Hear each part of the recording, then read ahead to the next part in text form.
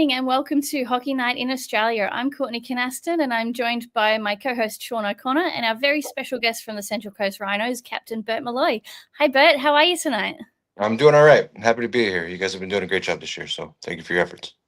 Thank you for joining us. We're excited to see a big home win on the weekend for the Rhinos against the Mustangs. So I want to just jump straight into that. How does that feel in front of that crowd, and even through the stream? They just sounded incredibly loud, and we know that they've been getting more and more people each week. So just tell us a little bit about the weekend. Yeah, obviously it's nice to get a home win, right? It's kind of been few and far between. Like you said, the crowd's been growing exponentially. It's awesome. We see them, we hear them. The place gets pretty loud with the horns and the stomping and everything. So even we play Perth and we play Melbourne, and the stands are pretty full. So it's pretty cool to see this following, and then you start to see more Rhinos jerseys and merchandise around the coast, which is pretty cool as well. Yeah, I must admit I've been seeing more Rhinos jerseys just around other rinks as well. It's been good to see. Yeah. It's cool to see our fans following, literally following us and traveling around too. So hopefully we can kind of improve the product, create some more consistency. Obviously, not the result that we wanted on Saturday. I mean, we dropped 3 goals in the first 5 minutes to Perth and kind of claw our way back. But we just need to find a little bit more consistency in our game.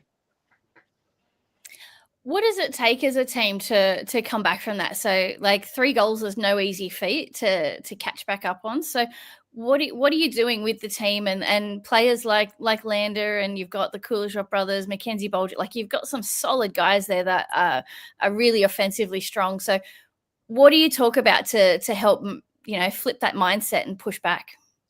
It just kind of hit the reset button.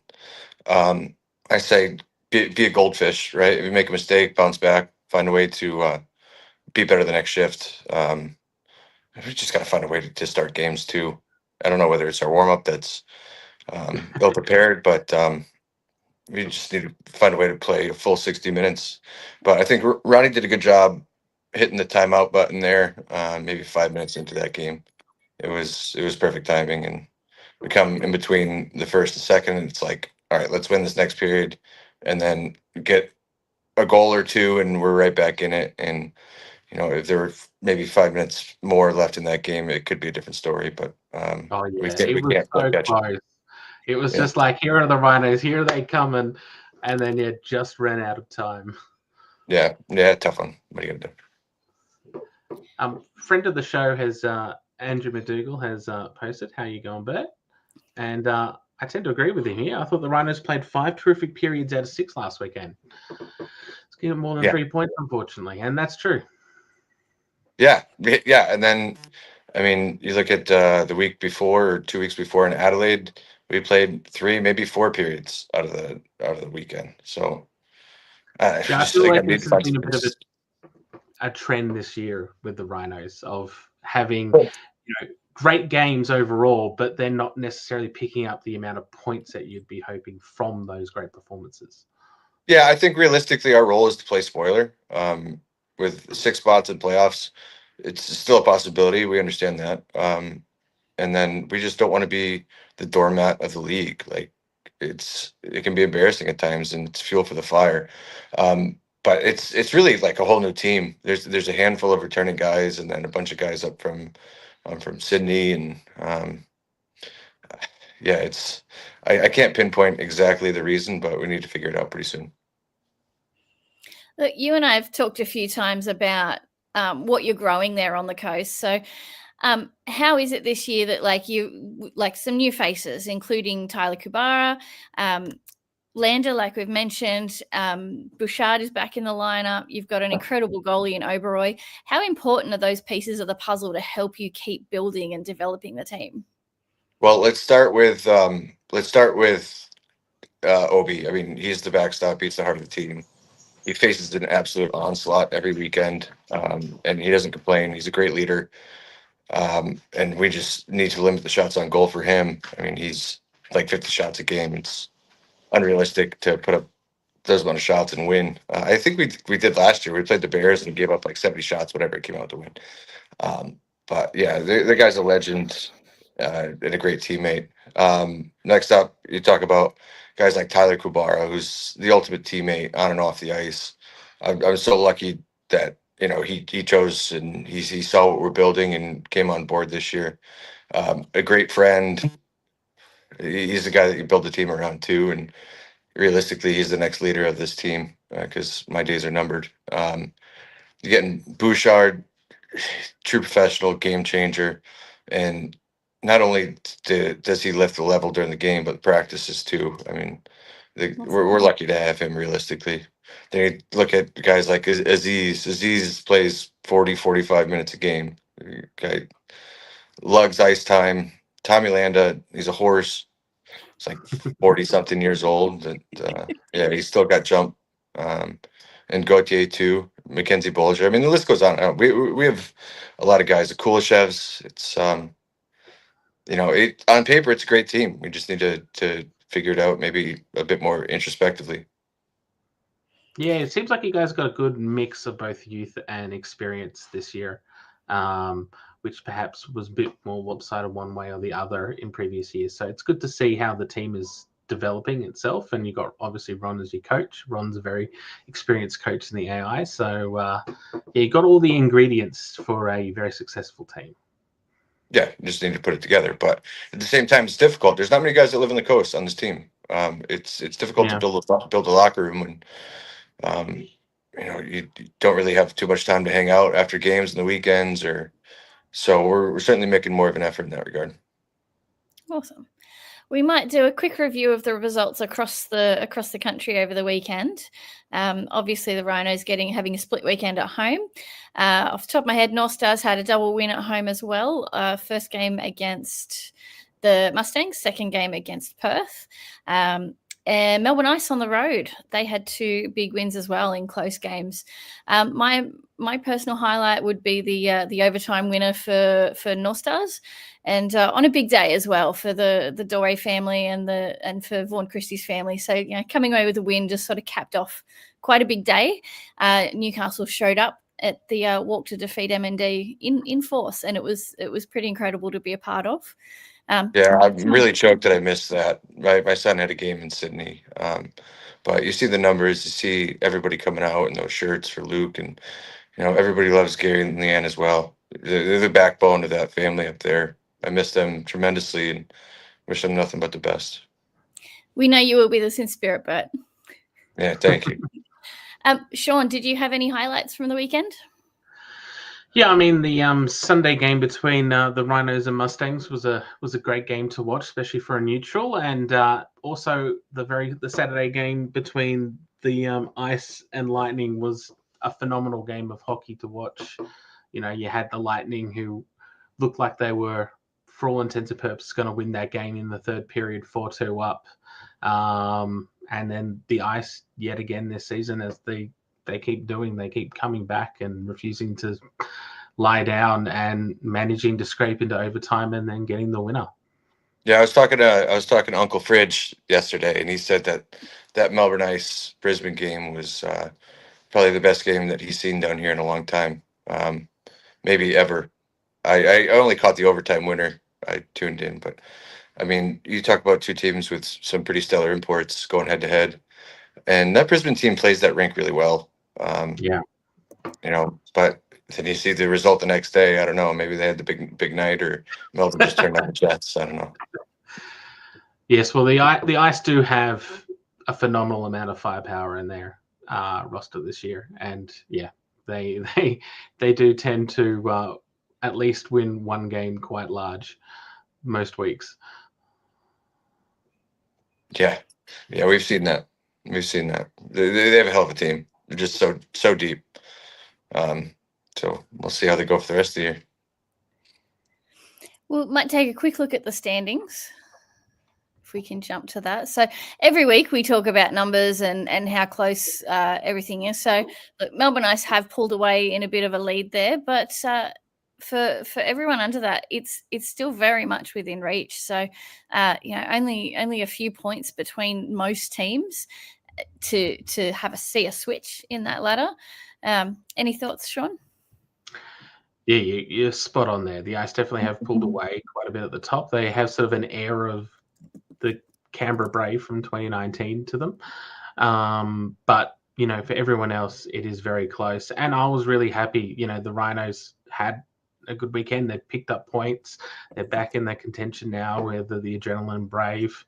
And yeah, it's really up for anyone to get into finals at the moment, which is great for the league. And I think we had a few shuffles in the scoring leaders as well this weekend.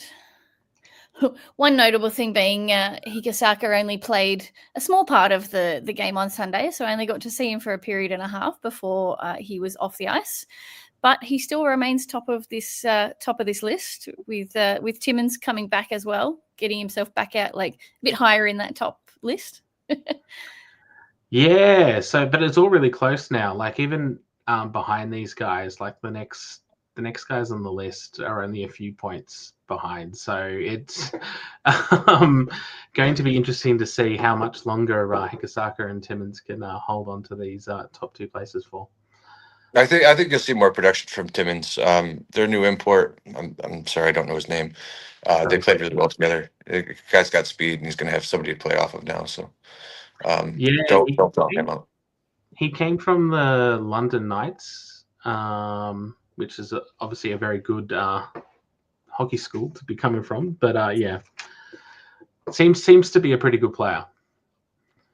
But they did lose Phillips, I think it was, to incorporate him in. So yeah, bit of change in the middle of the season. I think we've had quite a few teams have a bit of change, and as you said before, the Rhinos have Bouchard that's come in again, which has been a good boost for them. He had a really good first impact weekend for the Rhinos. Yeah, I wouldn't want to play against him. I play against him in training, and he's just so powerful. He's like a bulldog on the ice. And again, just a true professional. Plays the game the right way. Plays hard, skates hard, heavy shot.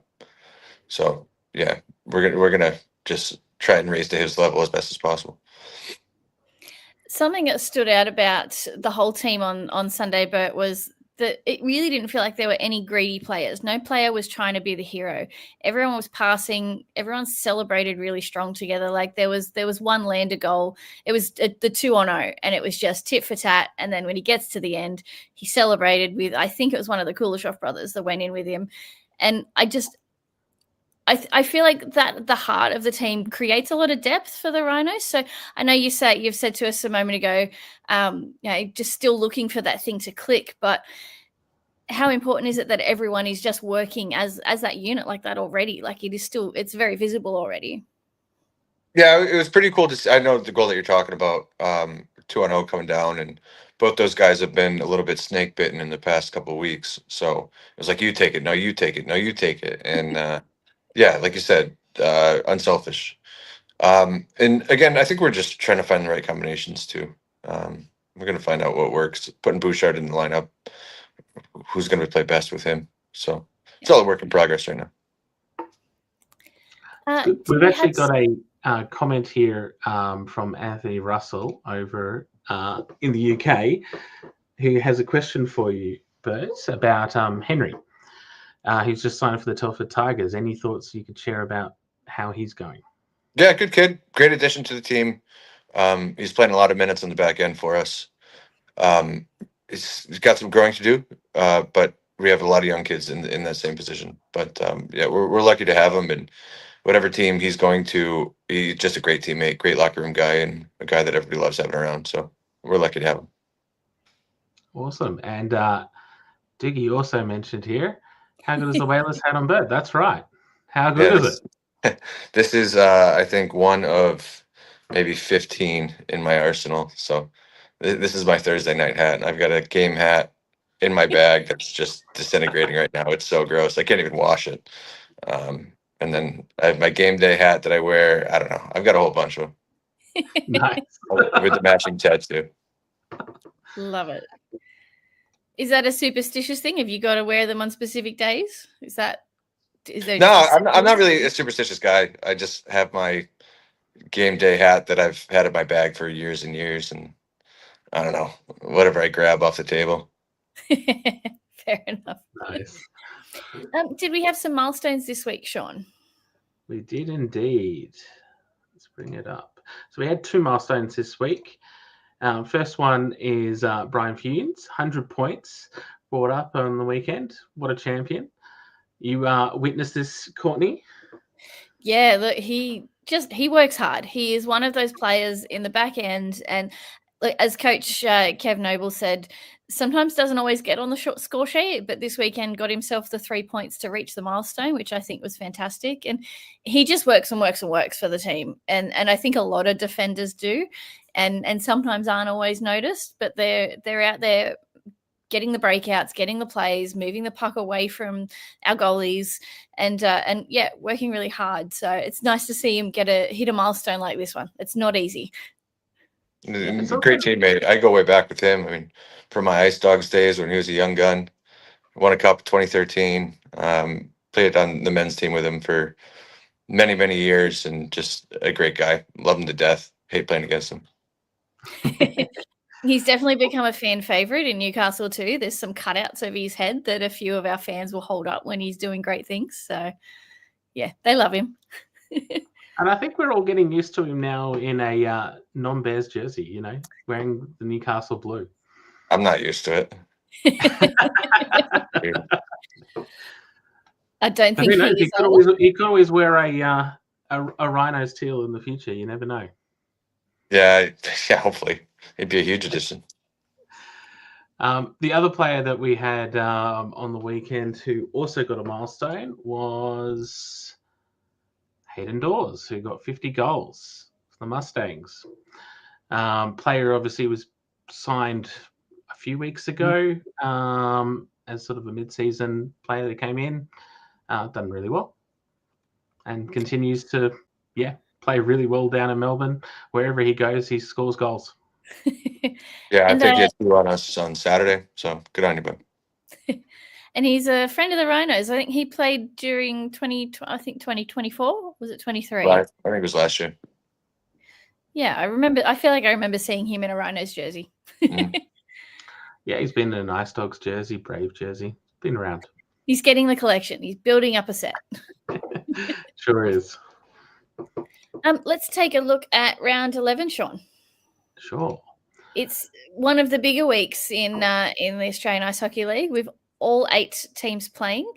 So I'm going to jump straight into the Rhinos weekend. It's another double header at home, Bert. How are you feeling? No, it's 2 big teams. You've got Canberra Brave and then Melbourne Ice. So neither of them are easy teams. What are you doing in prep to welcome them into your barn and come up against them? We'll see tonight. First time seeing Canberra, so 4 games against them could be a good swing. Looking at the ladder there, so we know that they're getting guys left and right. We just got to find a way to keep them to the outside and have Obi come up big and just capitalize on our chances. It's really all we can worry about is our own game. So. And then in reverse, North Stars will face Melbourne Ice and then Canberra Brave. So, look, much like you said, but it's standing strong in the back end. We've got the tandem of Horrence Chung and Charlie Smart now. We'll be playing on the weekend. And, yeah, look, we had Melbourne Ice 2 weeks ago and it was a 7-4 defeat. So I'm confident that the Newcastle will be looking to turn the tables on them and maybe deal them their first loss in a little while, in a few rounds. And I always love seeing Brave in Newcastle. It's so much fun. Yeah, it's I don't sleep on Newcastle. They have a hell of a team with a hell of a leader in Liam. They just need to find some consistent goaltending, and they know that. Charlie knows that. I know he's capable of it. Just needs to find some consistency. But it looks like their imports are studs. Getting Casey and Wahib together, it's a dynamic duo. So you know what? I wish them the best. We have one more game against them this year, but with everything going on up there this year, I wish them the best for sure. Much appreciated on their behalf. Are there any standout games for you this weekend, Sean? Yeah, I'm looking forward to the series between the Lightning and Perth over back over in Perth. Two very competitive teams. Be good to see how they square off to each other, especially after Brisbane coming from 2 losses. But also, equally, Adelaide Mustangs is a great series as well. Adelaide had confidence, had a week off now. See how they go. Mustangs still trying to get back. I'm interested to see how Brisbane does in Perth. I mean, Perth plays that rank so well too. Yeah. And when they have a full roster, like Villy wasn't playing this weekend, Woody wasn't playing this weekend. They have so much depth. I mean, they come out with 3 lines and they could come out with 5, man. So I think they have a great team. And Zane Jones wasn't there either. Maybe he comes back at the end of the year. I don't know, but he's a difference maker. I believe he's coming back later. Yeah. I actually did see on his socials he got engaged while he's been home. Yeah, good on him. Yeah, they've got a lot of strength in that team. They're quite a lot more physical than they've been in previous years. So, yeah, it'd be interesting to see how they go. Yeah, and huge shout out to Woody and JFK on both their new bubs. Yeah, very much so. It's been a busy time over there for Perth. Yeah. Sean, do you want to jump into predictions? Sure. Let's start with the first one.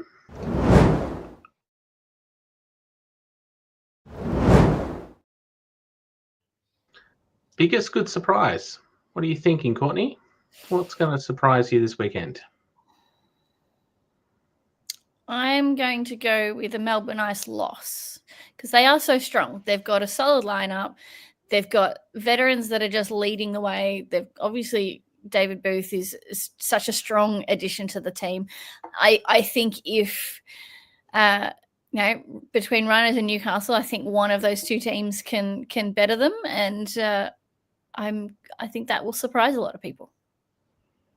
All right, that's pretty good. What about you, Bert? What's going to surprise you this weekend? I think Adelaide's going to steal at least 1 game. Nothing against Melbourne; they have a hell of a team, but the Latvian guy, I'm sorry, I forget his name, and Adkins together, they've a good duo, and a good goaltender. So if they can shut down Wishart and Timmins, we'll see. Yeah, I think that's probably a good shout for Adelaide for at least 1 victory. I'm personally going to go for the Rhinos to beat the Ice. I think you guys can pull off the upset of the season. We got to believe it. Got to believe it. And I think it would be phenomenal for the league if you do. Yeah. Hell yeah. Let's go. All right. Next one.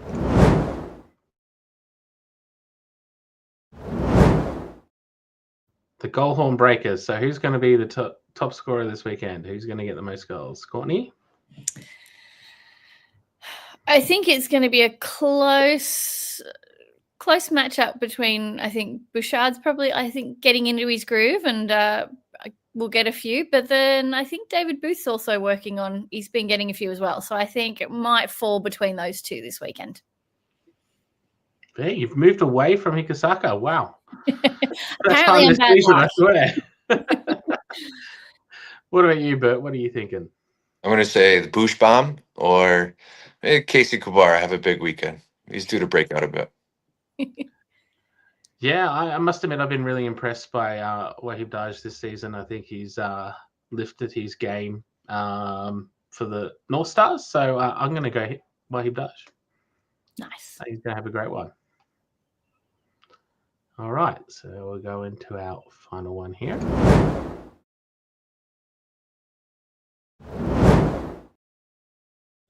All right, Blue Line Defenders. Who's going to concede the least amount of goals this weekend? Courtney? Ooh, tough one. I'm going to lean towards Brisbane. I feel like every game they just keep proving the point that I've said a few times in the last few weeks that they're a dark horse in the league. They can pull out close games, good wins, and I think they're just getting stronger and stronger as the season goes. So I'm going to sit with Brisbane Lightning. You know, I'll stay there. I think Dorney's been hot.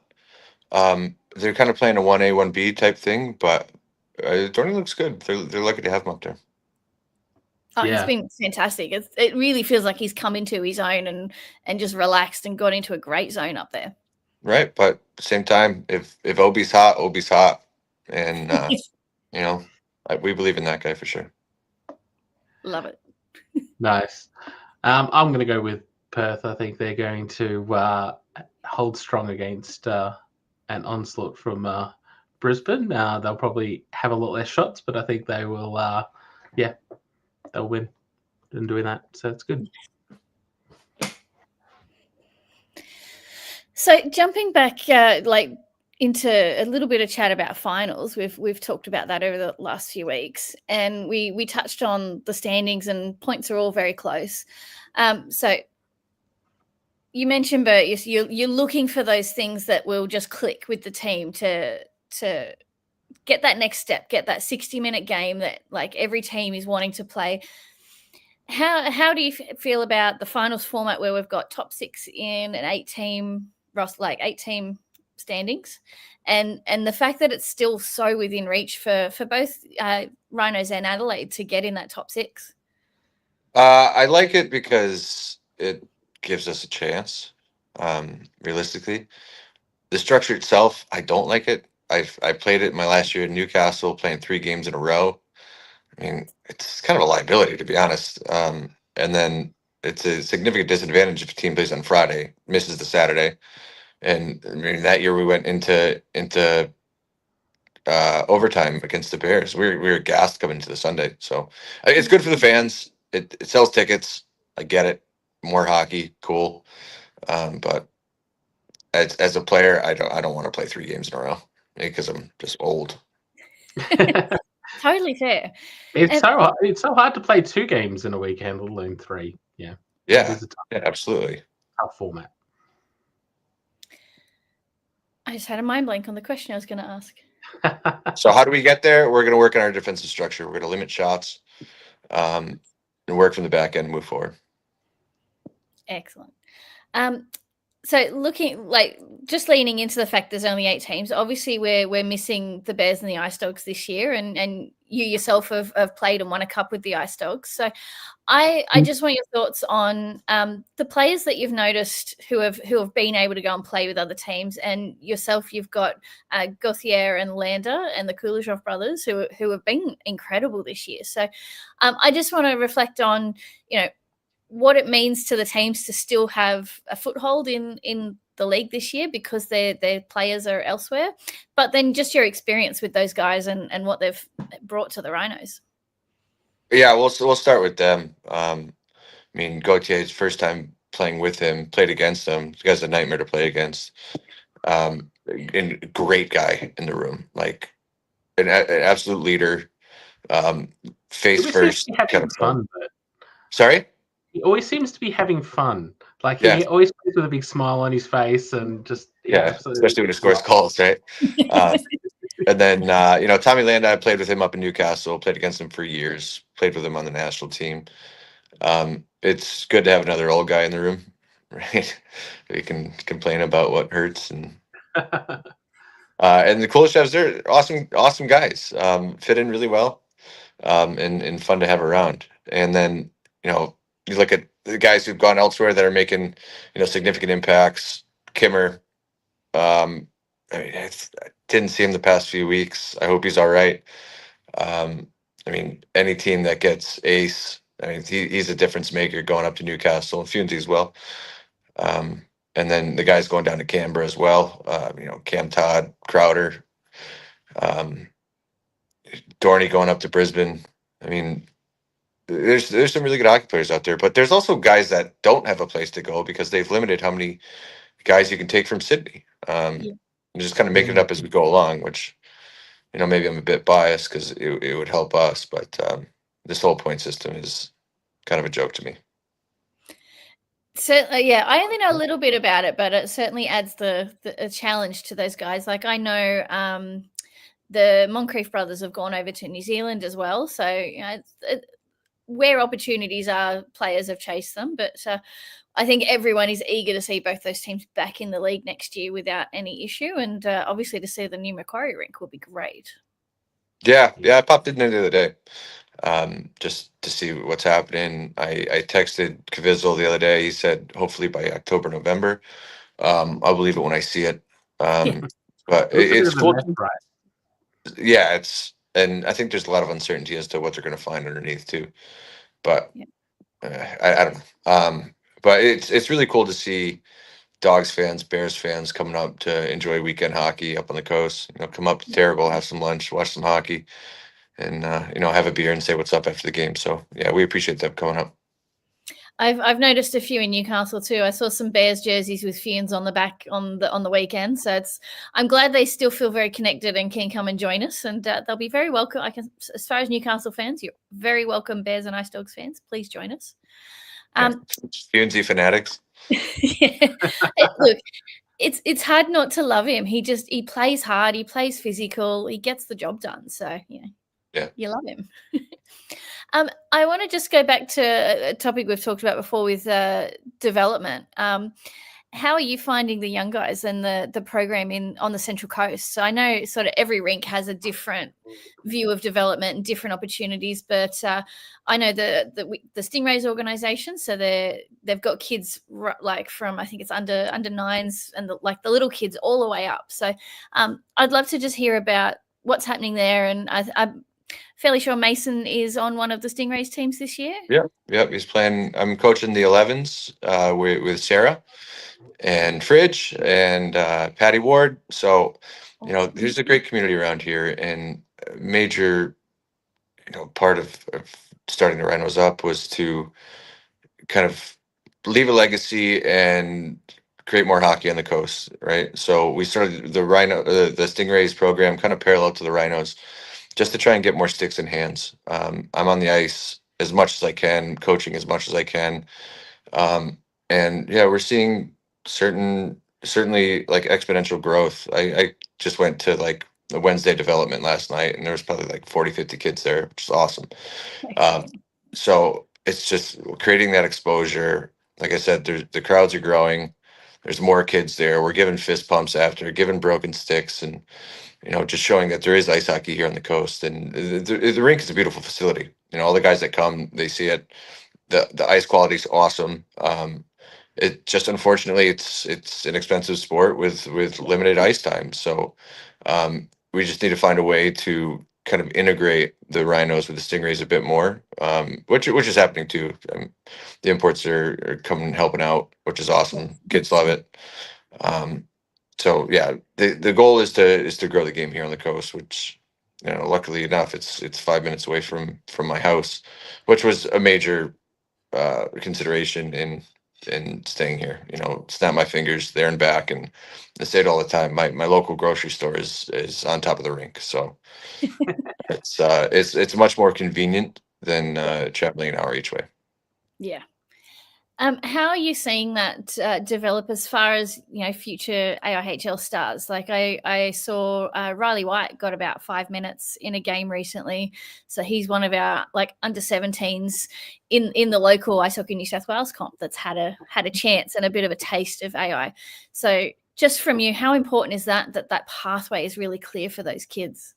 Well, yeah, we're creating the pathway, and Tuesday night sessions we have a lot of kids. I say that so under 18s, there's a couple kids on the coast here that, play overseas. So having them come back here for our winter and being able to skate alongside of guys like, this Stormy was out with two guys who are under 18, which is pretty awesome.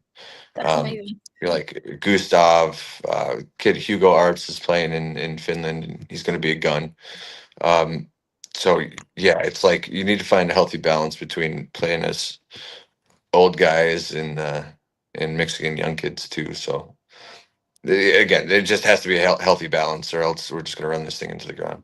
Yeah. But the Rhinos has been, I think, a really good addition being brought back onto the coast to actually provide that sort of top level for people to be able to aspire to and to work their way towards. Yeah, totally. And again, awesome facility, and in the wintertime it's a lot of footy, it's a lot of rugby, but let's just show people that ice hockey is here and it's an option for them and their kids. So hopefully my kid, my son Mason tells his friends to tell his friends, and just get more kids there. I used to work there when I first came here, driving the Zamboni, lived on the beach, live the dream. And there's a lot of schools that come in there, and you just need to find a way to get sticks in hands, get them on the Wednesday development, and show them that there's a pathway to the Stingrays, and hopefully eventually the Rhinos as well. Love it. Awesome. Any final thoughts, Sean? I thought I'll just bring up a few of these comments quickly. What have we got here? There's a bit of commentary over the 3 games in 3 days as a fan. I loved it. Yeah, of course. Thanks, for a fan, it's the best. And that's from Tori. And then Anthony, 3 games in 3 days. The end of the season's got to be a killer. Happens in the regular season here at times, but the adrenaline needed to win a cup. 3-3 must be an astronomical. Yeah, that's right. Like, it's so hard to actually play and actually score that many times. And yeah, here's someone. It's easier with teams that have more depth, that can roll 4 lines. We don't have that ability yet. Yes, is the right word. Yeah. You guys will get there. And yeah, build more ranks. I think that's around Australia we've needed more ranks forever. And forever we'll need more ranks. Here's Obi. He's got a question for you. Would you ever let your kids be goalie? The position. Maybe one of them. So one can shoot on the other. But he's been working with our young goalies. He's doing a great job. Him and Sarah both. Mason has stepped into a couple games, and Obi says he's a natural. So whatever he wants to do, I don't know. I'd like to see him score more goals or be a defensive defenseman. I think he'll have the size for it, and I'm kind of building a pathway for it too. But thanks, Obes. I got a bit flustered. Like, I hope he's watching. Yeah, he texted me through this. He's brilliant. No, look, I'm a goaltender fan. Like, most of my close friends are goalies, and actually, Obi's been coaching my women's goalie, Emma Moonen, who also plays for. She played for Adelaide Rush last season in the A-Dub. So yeah, I'm a fan of his, and he's lovely. He's just like you, Bert. Anytime you see your fans and the people that you know and remember, you just straight to them. How you doing? What's up? What's happening? So I've always appreciated that about you. Of course. Yeah. Any last thoughts, Sean? Cool. I'm looking forward to a big weekend of hockey. I think it'll be a lot of fun this weekend. So for anyone watching, get out to the rinks if you can. If you can't, watch on AIHL TV and support the league, support the players. And our favourite again, there's a lot of mixed times. So Central Coast games start at 3:30. The Sunday Melbourne Adelaide game starts at 2. Then we've got a couple of 4 and 5 o'clock starts. So we don't often get weekends where we have like 4 games on each day. Like normally it's 3 games each day. So there's a lot of options. It's great. And don't forget, Perth is a couple of hours behind those of us who are on the East Coast anyway. So the 4 o'clock start will actually be around 6 p.m. our time. So there's plenty of time to jump from game to game on the stream. But thank you, everyone, for tuning in. Thank you for your comments. And like and subscribe. Keep commenting on our content. Let us know what you'd like to hear more of. Let us know if there's a player you'd love for us to interview and if you've got any questions for them. We'll be watching closely, and have a great night, everyone. Hey, before we go, I just want to give a shout out to everybody doing the commentary, making the streams awesome. Just volunteering, everybody's volunteering. Thank you. You're making this league the product that it is. So we appreciate you. Excellent point. All righty.